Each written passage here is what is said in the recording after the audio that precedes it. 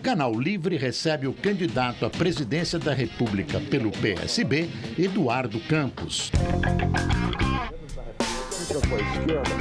Neto do ex-governador Miguel Arraes, Campos se formou em economia pela Universidade Federal de Pernambuco. Entrou na vida pública em 1986, como chefe do gabinete na campanha de reeleição do avô para o governo de Pernambuco. Em 1990, ele se filiou ao Partido Socialista Brasileiro e foi eleito deputado estadual. Em 94, se tornou deputado federal e foi reeleito mais 2 vezes para o cargo. Um dos principais articuladores do governo Lula, Campos foi convidado para ser o ministro da Ciência e Tecnologia e assumiu a pasta em 2004.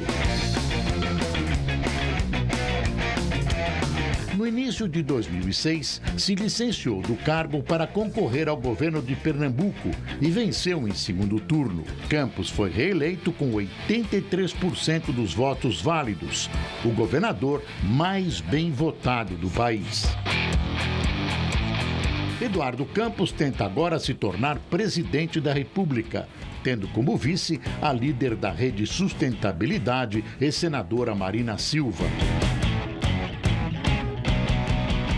As ações sugeridas pela aliança PSB-Rede estão inseridas em 5 segmentos: Estado e democracia de alta intensidade, economia para o desenvolvimento sustentável, educação, cultura e inovação e também políticas sociais, novo urbanismo e pacto pela vida.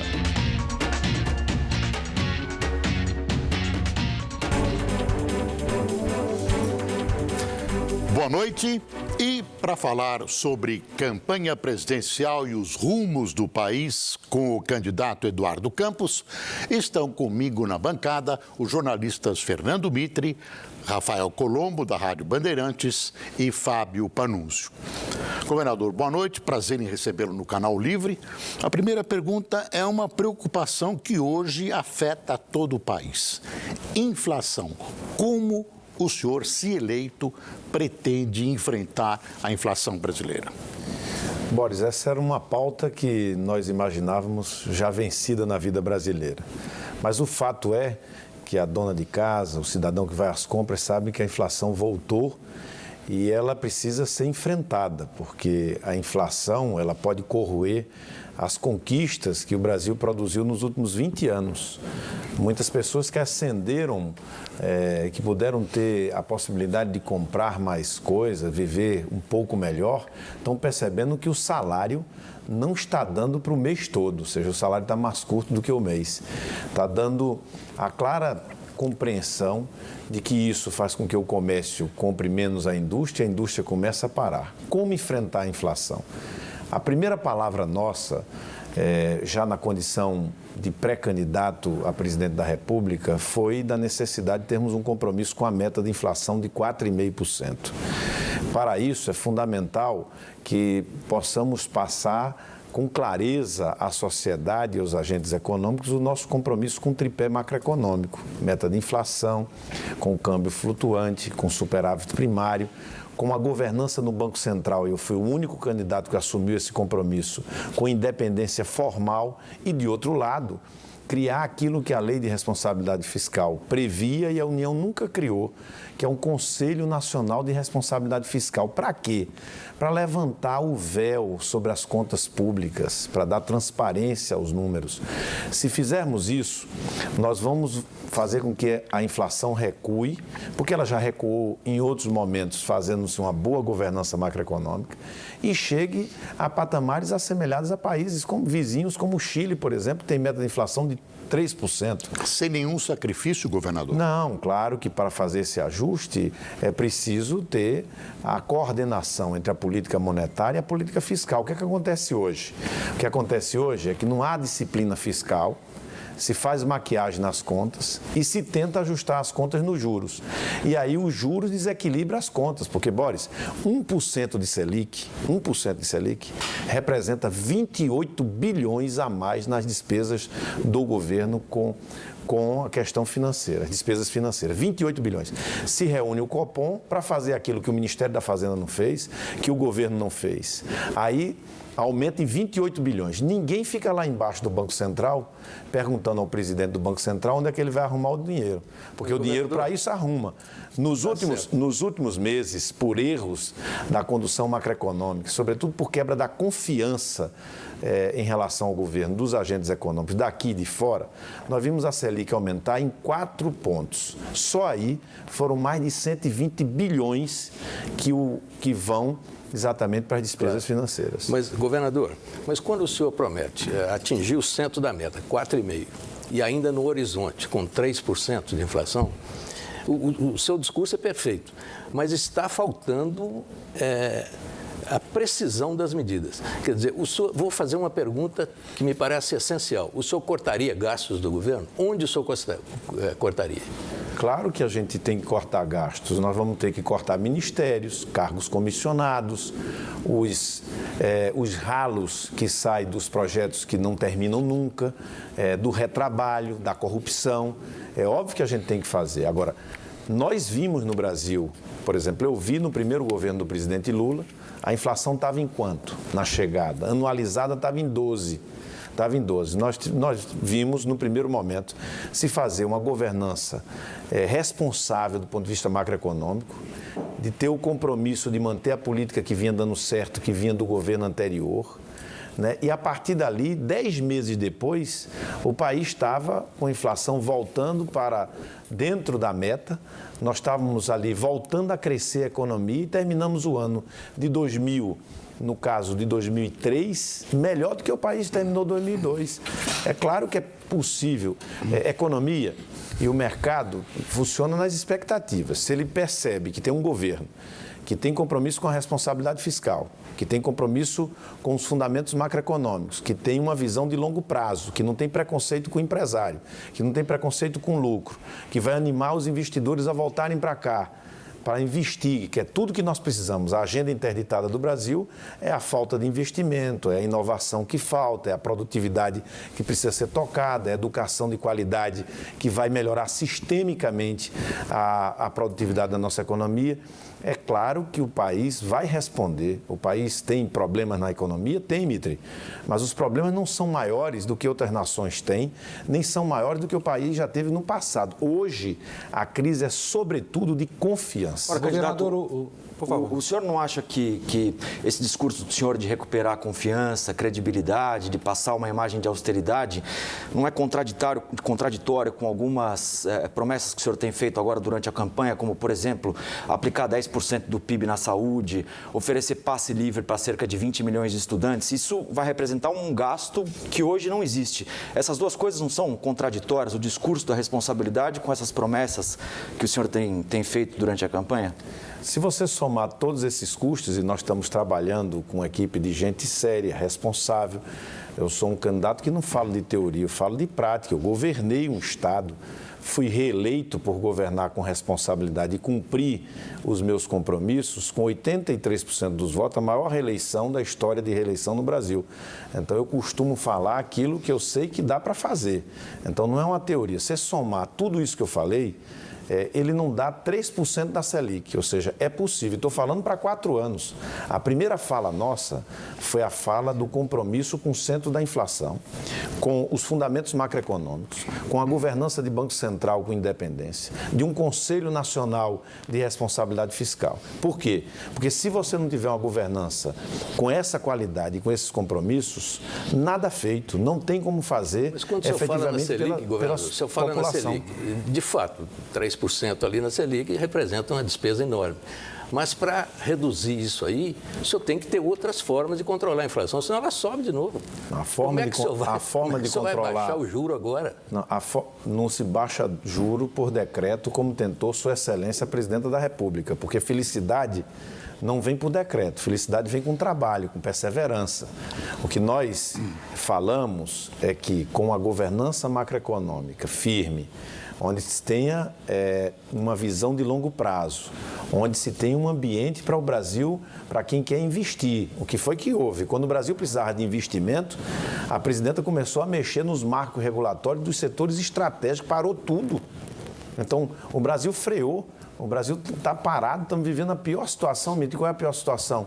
É inflação em alta, juros, o juro real mais alto do mundo e o tempo em que o Brasil menos cresceu na história da República. O Fernando Henrique fez o Brasil crescer a 2%, em média. O Lula conseguiu próximo dos 4%.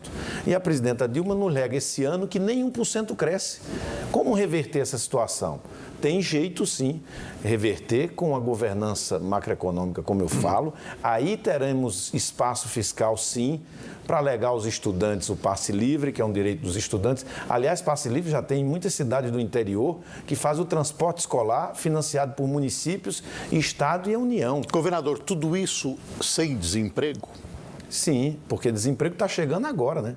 O desemprego está chegando agora. Você vê, a quantidade de férias coletivas que a gente está vendo hoje. Né? A situação é só ver, Boris, o seguro-desemprego. Como é que você está vivendo uma fase como essa, em que os indicadores e a taxa de desemprego dá baixa, mas você está gastando em seguro-desemprego 50 bi. É o maior volume de recursos em seguro-desemprego da história. Por quê?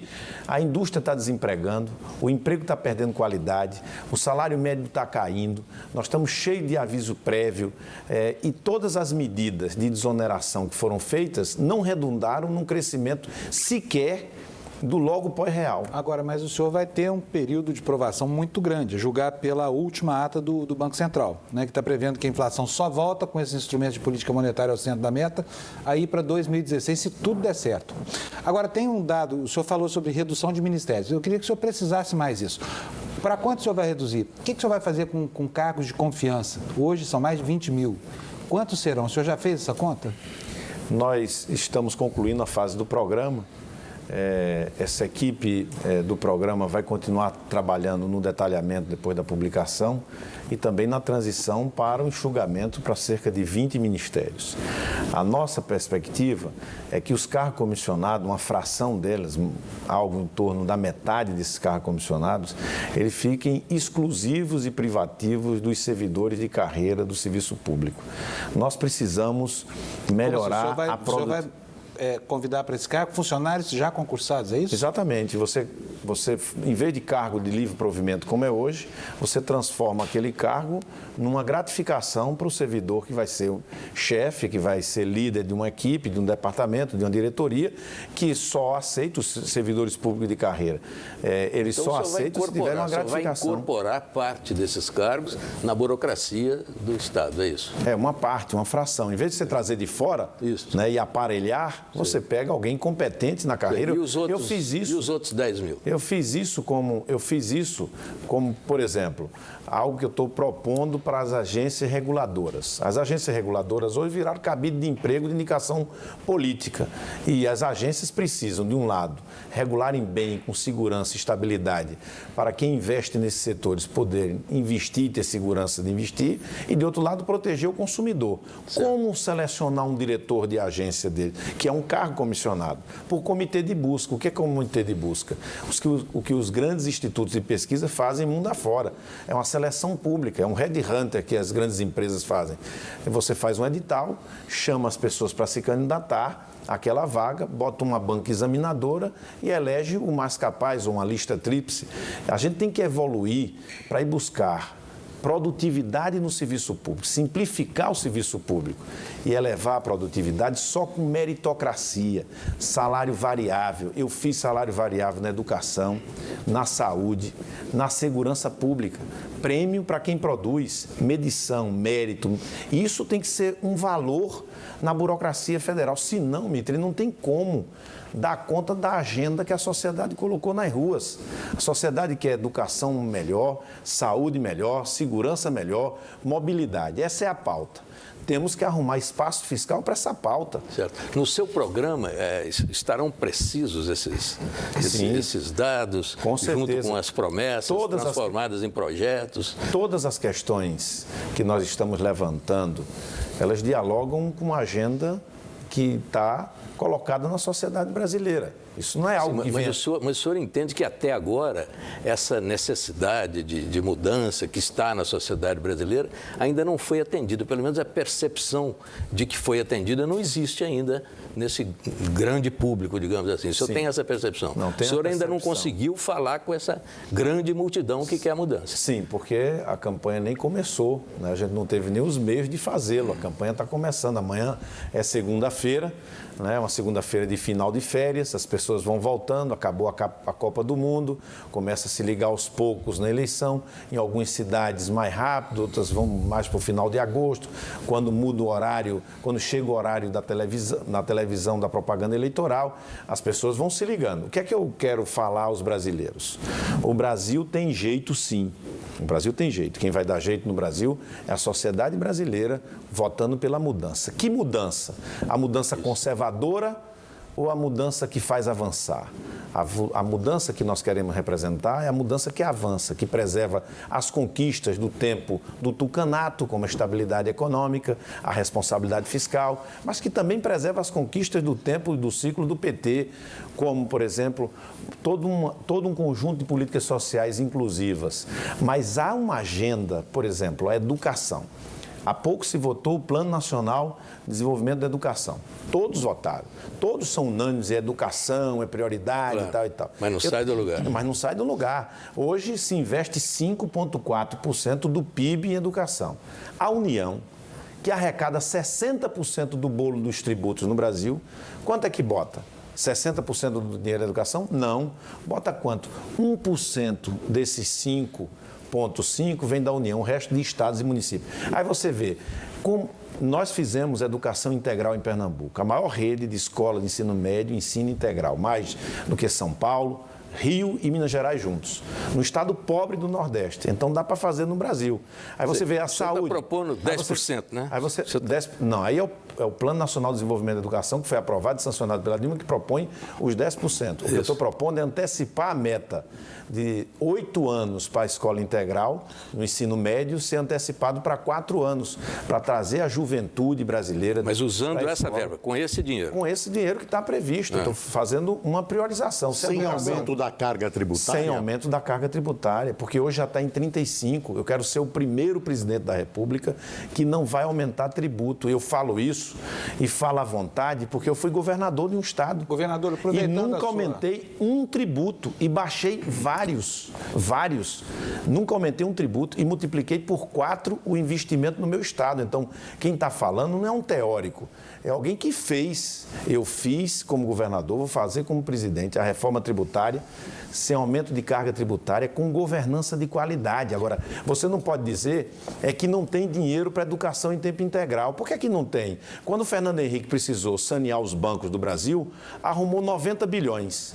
Quando agora a presidenta Dilma, com os erros que ela mesma cometeu, levou as distribuidoras de energia a uma situação de muita dificuldade financeira, arrumou 50 bi para lá. Agora, sabe quanto custa para levar o ensino integral para todo o ensino médio do Brasil? 23 bilhões de reais. O Brasil tem que ter esse dinheiro. Governador, esse dinheiro vem de uma boa governança da economia. O senhor vai chegar, se o senhor for vencedor da eleição, o senhor chega ao Palácio do Planalto sob a vigência daquele decreto do ministro Gilberto Carvalho que cria os conselhos populares. Eu queria saber primeiro o que o senhor vai fazer com aquilo. Os que criticam o governo dizem que aquilo é a lei do aparelhamento do Estado, que é o aparelhamento ganhando vida jurídica.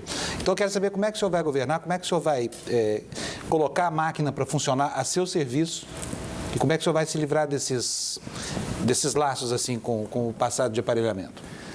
Ô, Panucci, fica tranquilo porque eu conheço o diálogo com o movimento social. Eu venho de uma tradição de esquerda, de luta popular, de diálogo intenso com a sociedade. Por isso que o senhor pode conhecer, mas o senhor vai ter o MTST, o MST, todos os textos.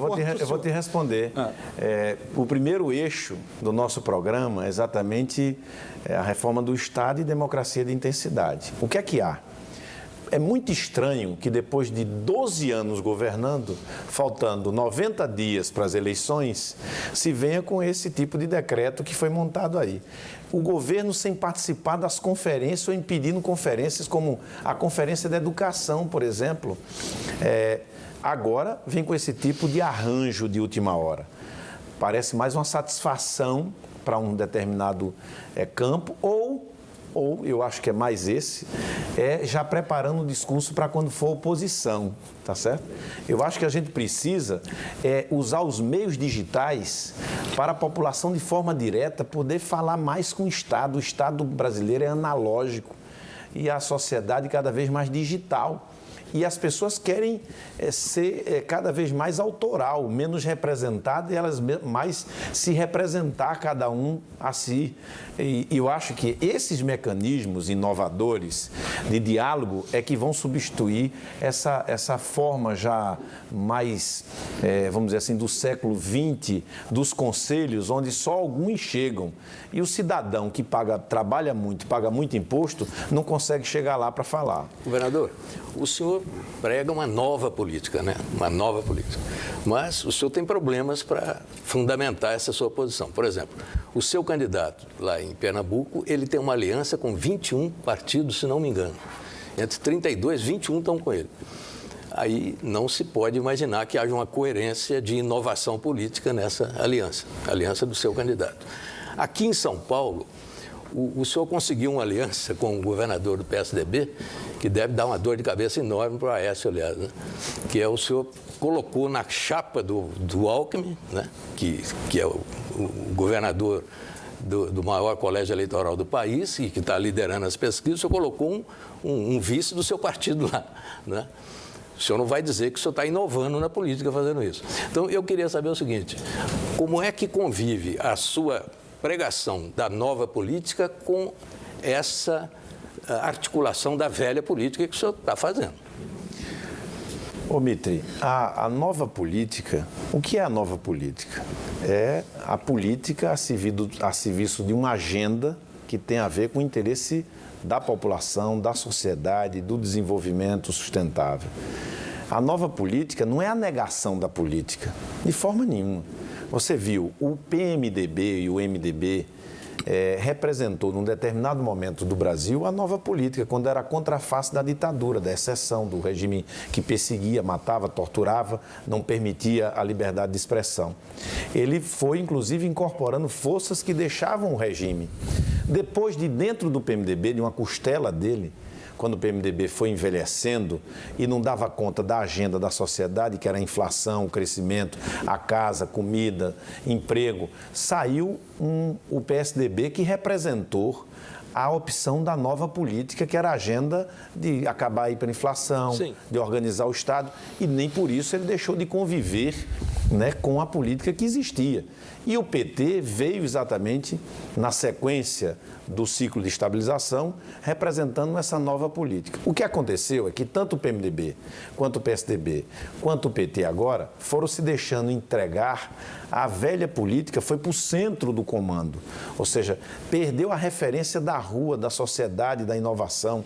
E agora, nós, eu, a Marina, esse conjunto que nós representamos nesta eleição a opção de quem quer mudar de verdade. E para mudar, Mitri, vai ter que mudar em Brasília, porque você não vence a velha política disputando no Estado, porque lá no Estado ela está viva por conta da política de Brasília. Os recursos concentrados, os prefeitos quebrados, as prefeituras quebradas, os prefeitos de joelho, sendo alimentados a conta-gota pelas emendas parlamentares, pelas liberações, alimentando as velhas oligarquias políticas. Onde é que você quebra isso? Você quebra isso em Brasília. E é isso que nós estamos buscando fazer. Ou seja, por isso a gente paga um preço.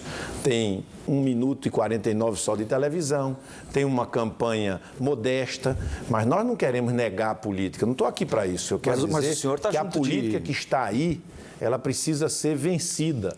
Não se trata de discutir pessoas, se trata de discutir o conteúdo da proposta. Nossa proposta é inversão de prioridade no Brasil. O Brasil tem que ser bem governado do ponto de vista da macroeconomia, para ter dinheiro para quê?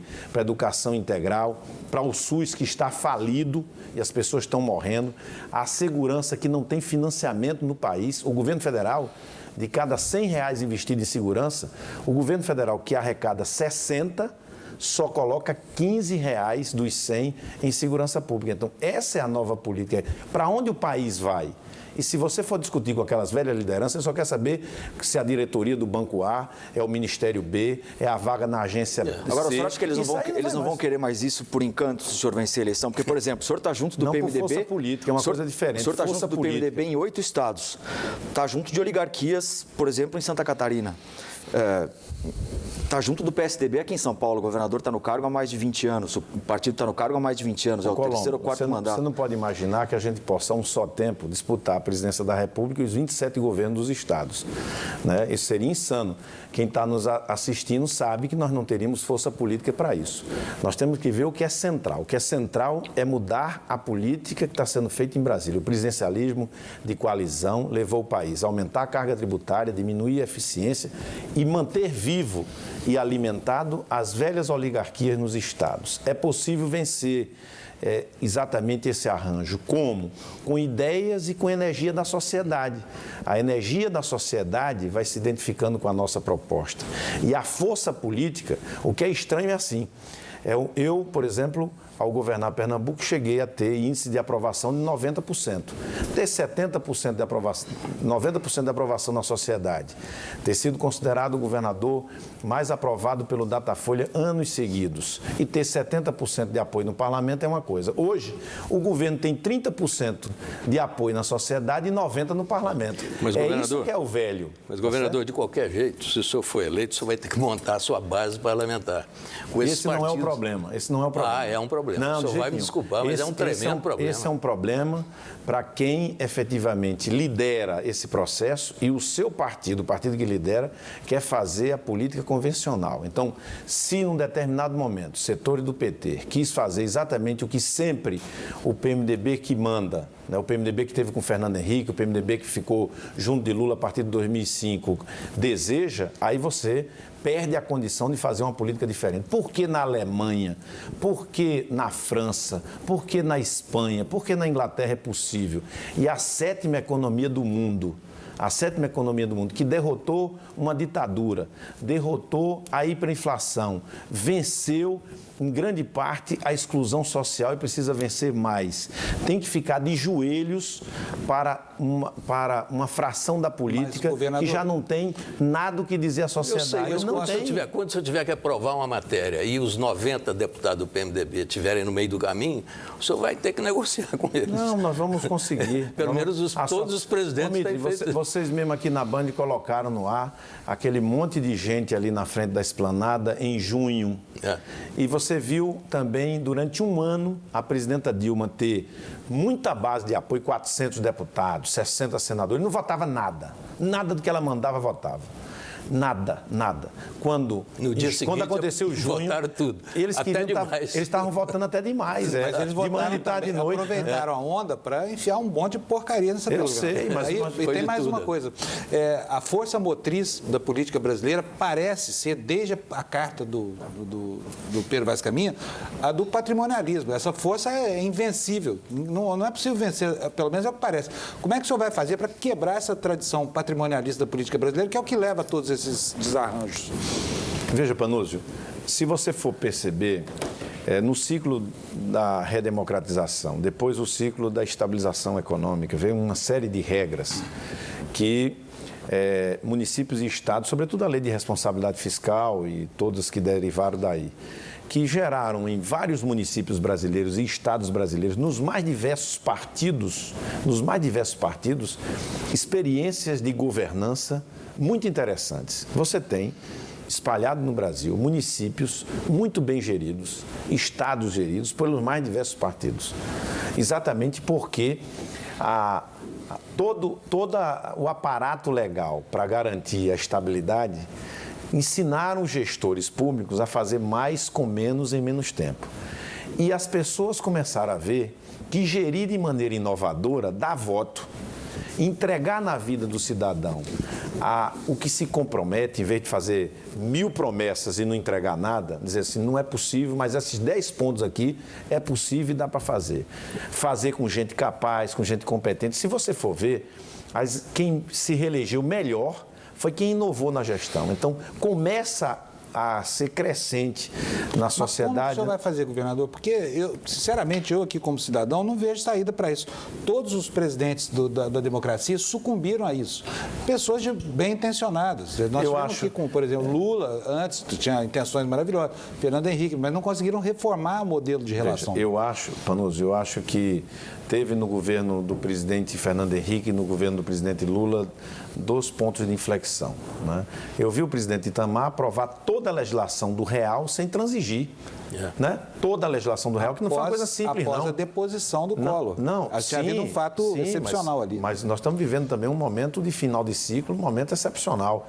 Eu vi o presidente Itamar, por exemplo, mandar a imprensa entrar por uma porta e o Antônio Carlos entrar pela outra para dizer assim, denuncia aqui.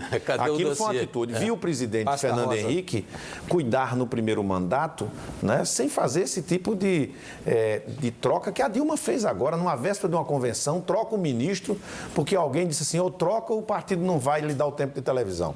Agora, quando o presidente Fernando Henrique foi aprovar a emenda da reeleição, ali começou um outro diapasão de diálogo com o Congresso.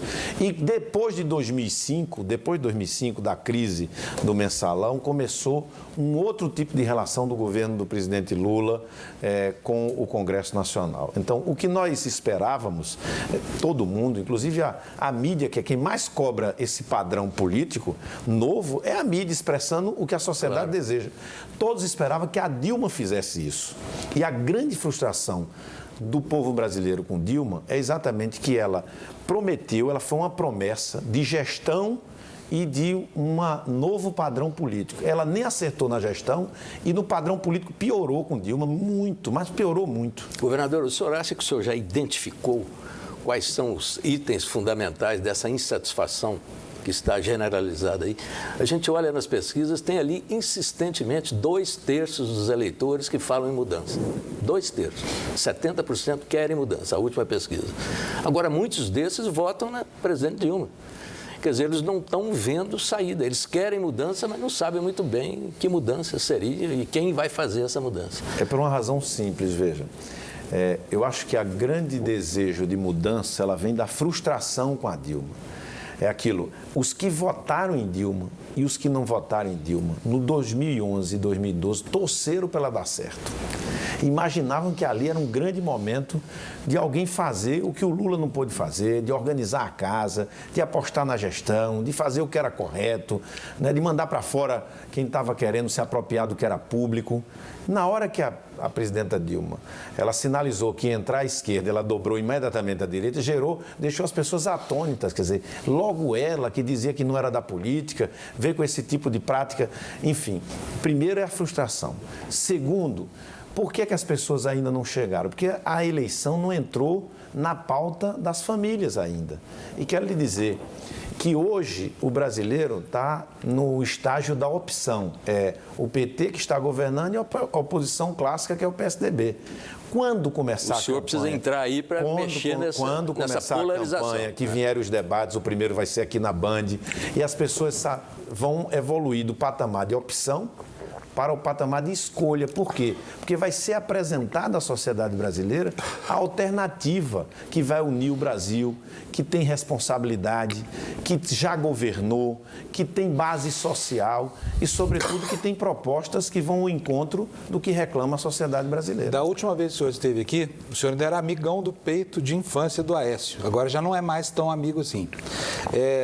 Parece que há um problema de identificação, né? Ou seja, de diferenciação, para que o senhor possa ganhar a mesma identidade que o eleitor identifique claramente com a proposta. Eu quero saber o seguinte, em relação ao Aécio, parece que o senhor já está caminhando bastante, mas em relação ao ex-aliado do governo federal, isso não está tão claro assim. As pessoas ainda confundem mesmo o senhor desses anos todos que esteve apoiando o governo PT e esse candidato agora que tem a obrigação de exercer a oposição. Quero saber o seguinte, como é que o senhor vai deixar isso mais claro? Governador, eu vou pedir licença, peço que o senhor responda depois do intervalo que o Canal Livre vai fazer. Voltamos já já.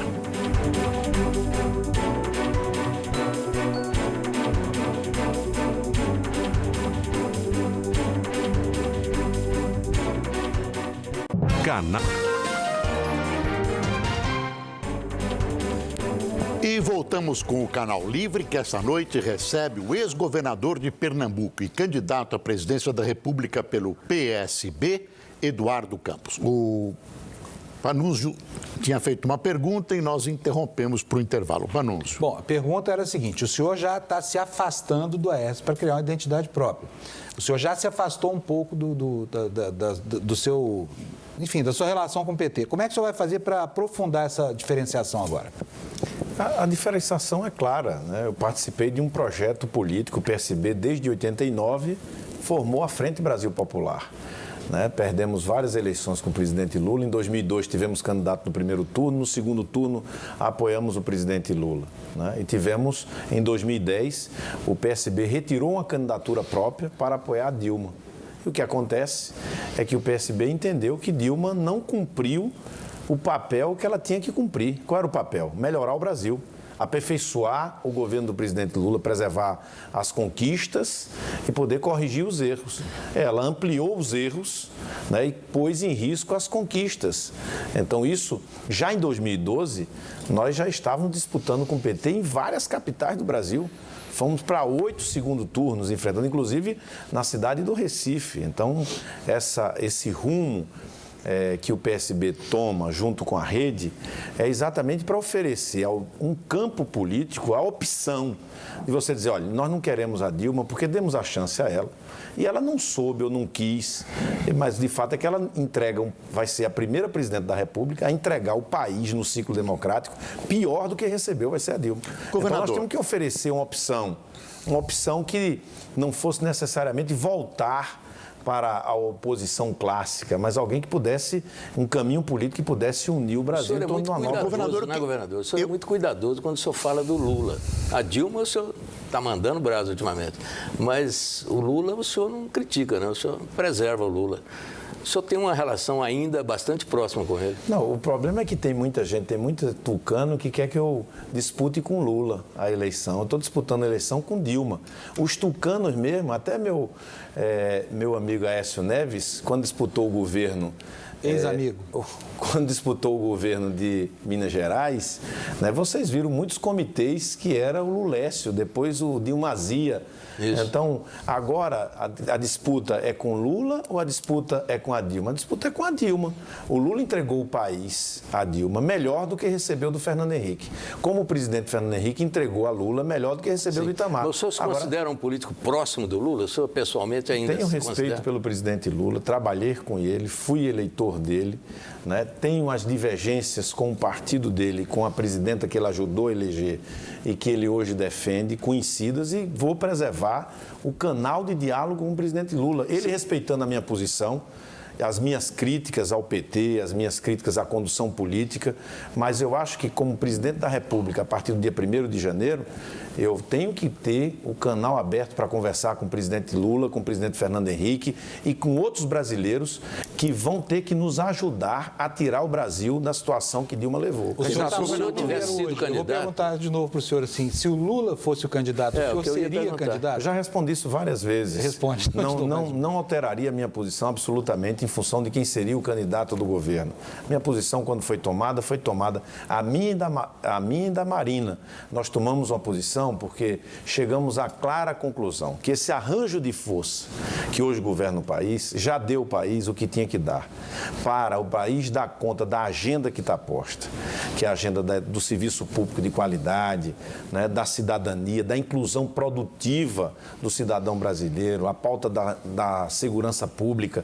Isso aí só vai dar certo se tiver uma energia nova, se tiver uma força que vem da sociedade. Governador, o senhor vai alterar a política exterior da presidente Dilma? Vou porque é necessário, porque o Brasil precisa, primeiro, retomar a tradição da nossa diplomacia. A nossa diplomacia é uma diplomacia que tem muito respeito mundo afora. Nós temos na Constituição do Brasil, não precisa inventar, a Carta-Programa da Diplomacia está no artigo 4 da Constituição brasileira. Nós não podemos ter diplomacia de partido, nós temos que ter uma diplomacia do país. Nós não podemos ter preconceitos com os países, como sempre o Brasil teve relação cultural, científica, econômica, comercial, blocos como o da Europa, os Estados Unidos. Isso não quer dizer que não tenhamos e aprofundemos a nossa relação com a China, a relação com os nossos parceiros da América Latina, da África. Agora, eu acho que é a hora de retomar uma política externa de Estado no Brasil. O senhor aprovaria essa nota assinada pelo Itamaraty sobre a questão do Oriente Médio agora, que considerou desproporcional a força utilizada por Israel?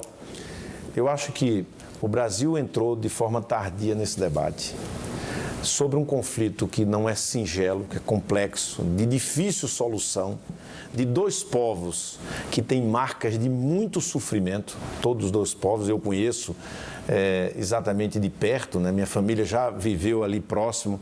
Eu tenho muitos amigos, tanto árabes como amigos judeus. Eu sei do sofrimento e das marcas.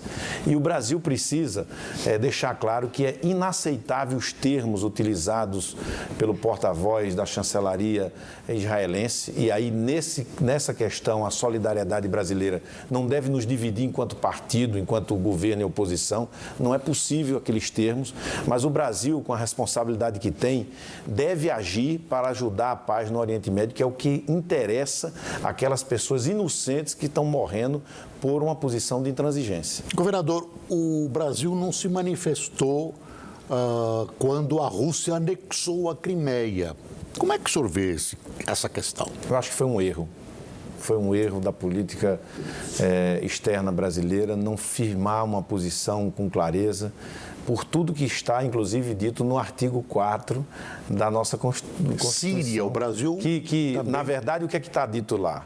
É que você tem que defender a autodeterminação dos povos, a solução dos conflitos pela paz. Está claro ali, tem que cumprir a Constituição. Eu acho que foi um erro. O senhor acha que o Brasil é mesmo um anão diplomático, o país do 7-1? Não.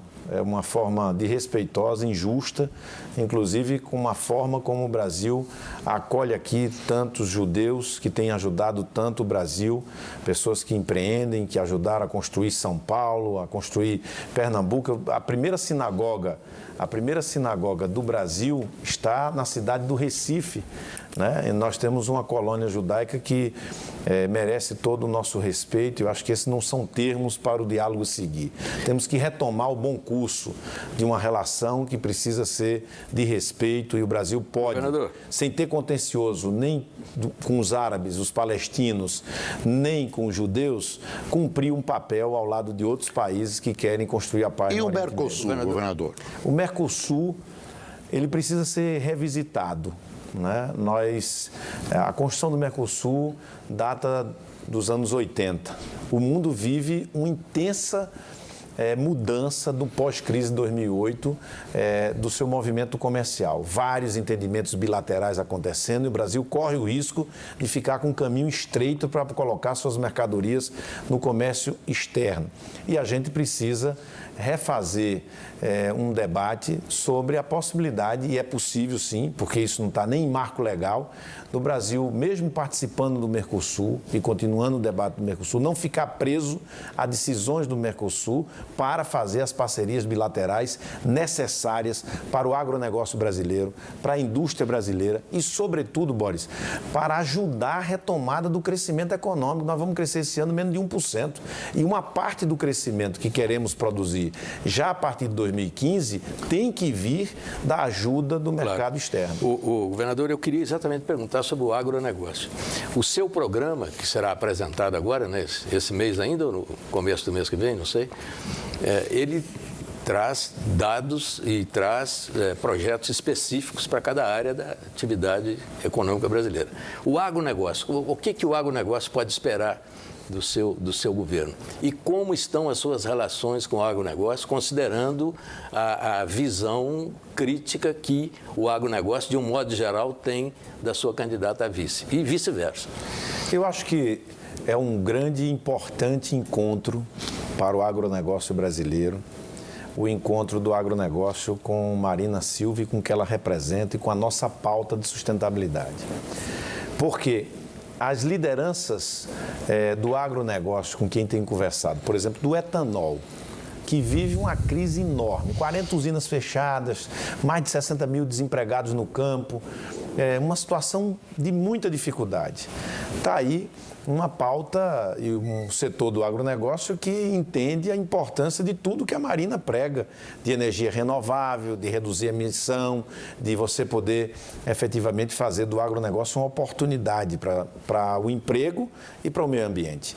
Aqueles que sabem que existem milhares e milhares de hectares de pastagens que podem ser colocados à disposição da ampliação das áreas plantadas, a recuperação dessas áreas, todo esse processo diz o seguinte, essas lideranças com quem eu falo, é que nessa aparente ameaça que representa um pensamento que tem o socioambientalismo, há uma grande oportunidade de agregação de valor ao que é produzido no interior do Brasil, por famílias dedicadas, num agronegócio competente que o Brasil tem, que investiu muito em ciência, tecnologia e inovação e que nas gôndolas dos supermercados, mundo afora e aqui no Brasil, cada vez um consumidor quer mais responsabilidade social e responsabilidade ambiental. Então, em vez de uma ameaça, ter uma vice-presidenta como a Marina, que é uma figura internacionalmente respeitada, vai ser, sem sombra de dúvidas, uma oportunidade. Mas os grandes produtores do agronegócio têm essa tranquilidade em relação Muitos já começam a ver,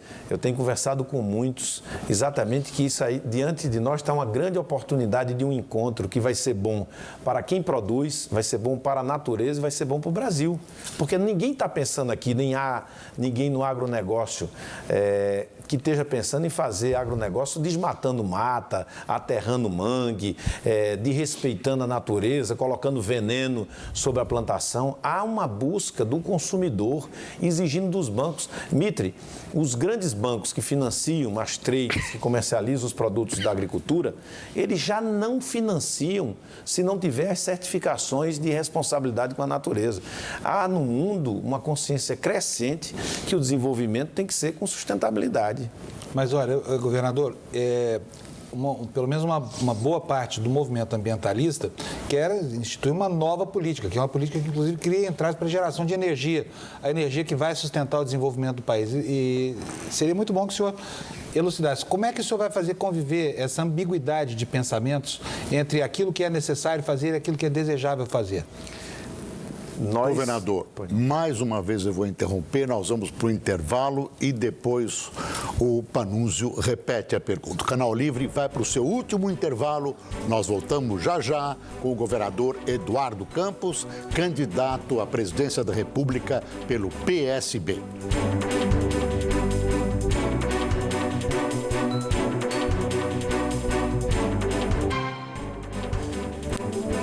Estamos de volta para o último bloco do Canal Livre com o candidato à presidência da República pelo PSB, governador Eduardo Campos. Doutor Panunzio.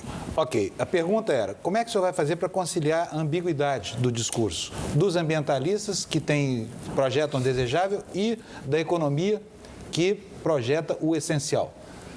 Nós temos que ter energia, não há nenhum preconceito com as ações e os projetos de geração de energia. Nós queremos uma matriz renovável. O Brasil tem essa bênção, né, de ser uma matriz renovável. Infelizmente, nos últimos 3 anos, a gente foi sujando essa matriz.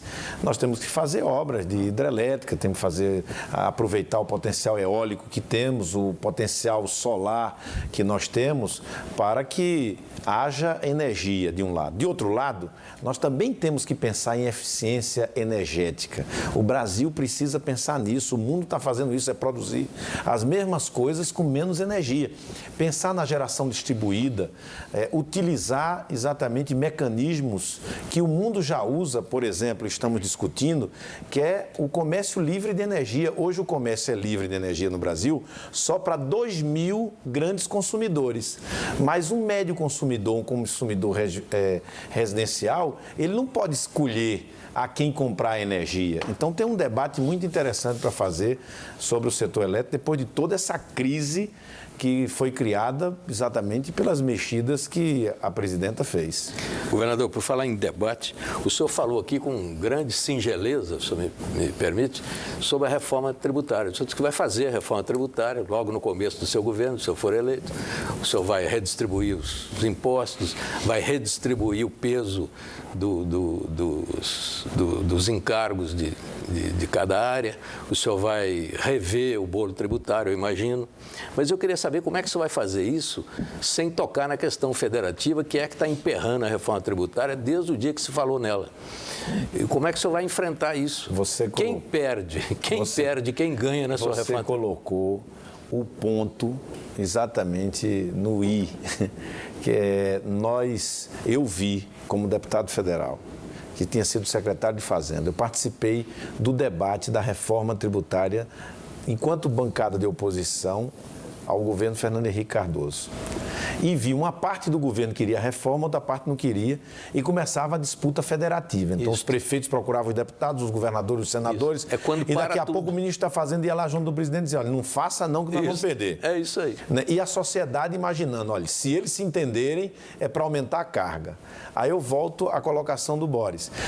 O primeiro compromisso é travar a escalada da carga, porque se não travar, qualquer reforma vai ser contra o contribuinte. Vai haver o entendimento de estados, do governo federal e dos municípios e vão aumentar a carga. Então, a primeira o lençol é desse tamanho mesmo e daí para menor, primeiro. O segundo, que eu aprendi também quando vi no governo do presidente Lula, eu vi enquanto oposição e vi enquanto base de governo, quando não saiu. Por quê? Porque eles querem fazer a reforma vigir na sua inteireza para este mandato que está se vivendo. Então, na hora que você adiar a entrada da reforma, e reforma, projeto, está cheio. Nós vamos, inclusive, apresentar no final de agosto, qual é o nosso texto para discussão, para dizer, é exatamente assim que a gente pensa, queremos debater para poder ter já um texto, já em janeiro, para mandar ao Congresso Nacional. Mas, se a gente botar para vigorar imediatamente, o governador que vai estar tomando posse vai dizer, eita, já vou tomar posse com menos recurso. O prefeito que está partindo para a reeleição ali vai dizer, eu vou ficar contra porque vou perder receita. Se você colocar para entrar em vigor com 4, 8 e 12 anos, dentro de um processo, de uma escala, você tira muito do óbice que tem para essa reforma. Candidato, vai vencer a equação que reajusta o salário mínimo. A equação que vincula o reajuste do salário mínimo ao crescimento do PIB dos 2 anos anteriores, a inflação também.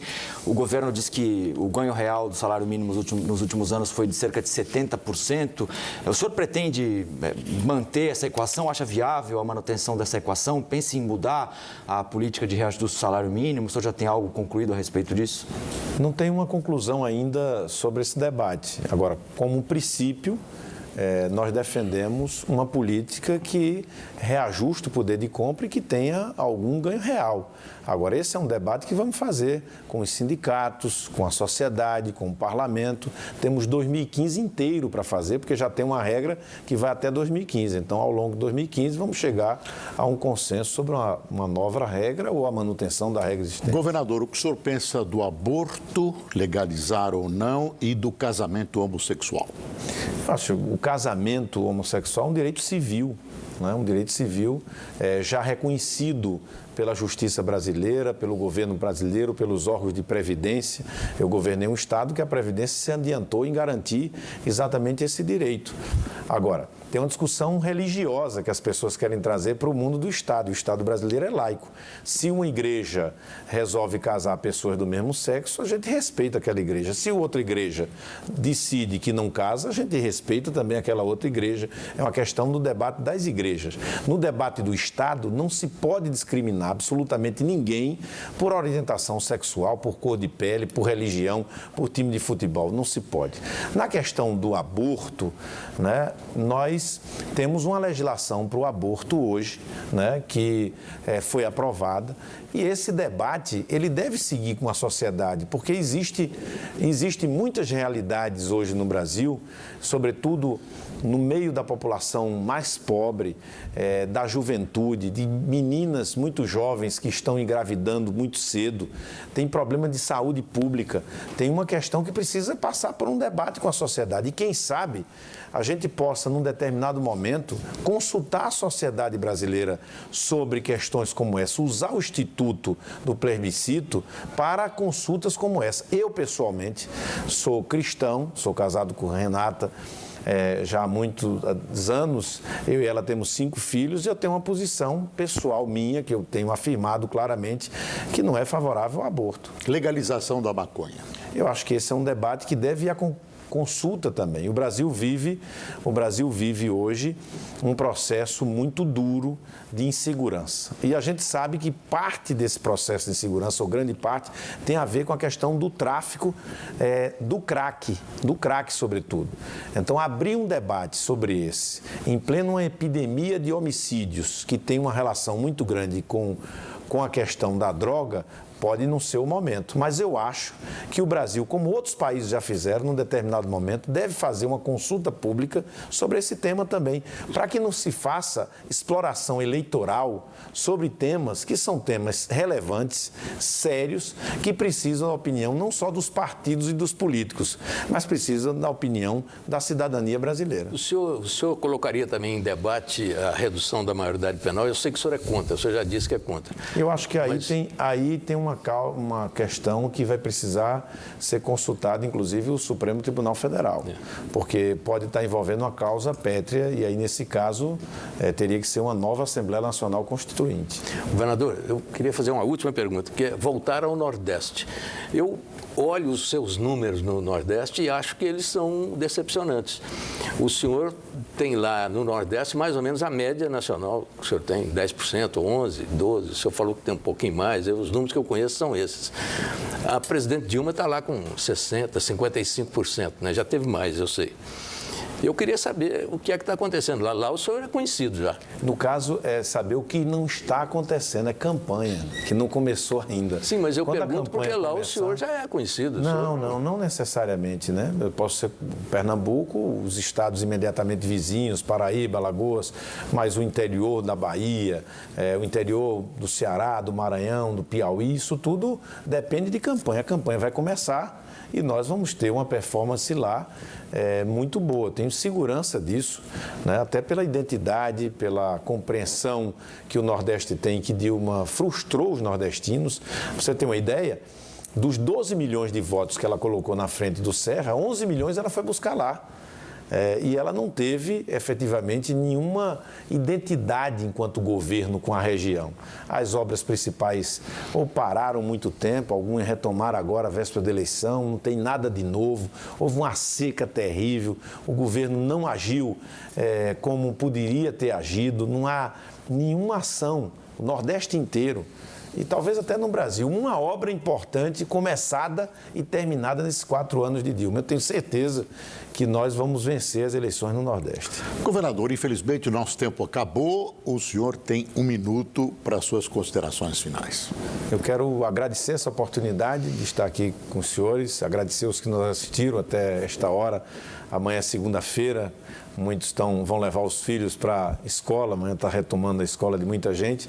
Dizer que vamos seguir discutindo o Brasil tem jeito, há uma nova força política se colocando exatamente para unir o Brasil e nós podermos fazer com que esse país volte a crescer, distribuir renda, cuidar da natureza, poder dar conta de uma nova agenda, que é a agenda do século XXI, onde a educação será colocada em primeiro lugar. Vamos buscar o ensino em tempo integral como a grande transformação que esse país precisa viver e vai viver. Muito obrigado, boa noite. O Canal Livre de hoje fica por aqui. Nós agradecemos a presença de Eduardo Campos, candidato à presidência da República pelo Partido Socialista Brasileiro, e dos jornalistas Fernando Mitre, Rafael Colombo e Fábio Panunzio. Muito obrigado pela audiência. A gente se vê no próximo domingo. Boa noite.